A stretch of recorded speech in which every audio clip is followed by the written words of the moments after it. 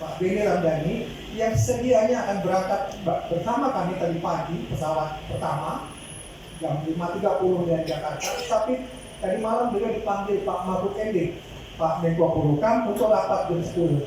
Tapi beliau tetap akan datang kemari Pak. Pesawat beliau nanti malam jam 10 dan tiba pukul 2 pagi. Jadi nanti kalau ada prasasti yang tidak boleh bergeser 1 senti pun di situ, kami akan pastikan beliau juga harus bisa menerbangkannya Pak. Ya, Pak. Baik. Baru di Makassar. 2 tahun saya tempuh di Makassar, tahun 96, dapat SK lagi Pak.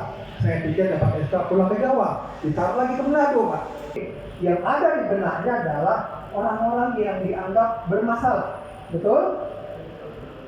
Paradigma itu bahwa PMI yang sekarang akan bekerja ke luar negeri adalah orang-orang profesional, terhormat, dan harkat derajat martabatnya kita angkat setinggi-tingginya melalui peningkatan kompetensi buat nanti mengisi peluang kerja di luar negeri. Berikan aplaus dulu buat kita semua.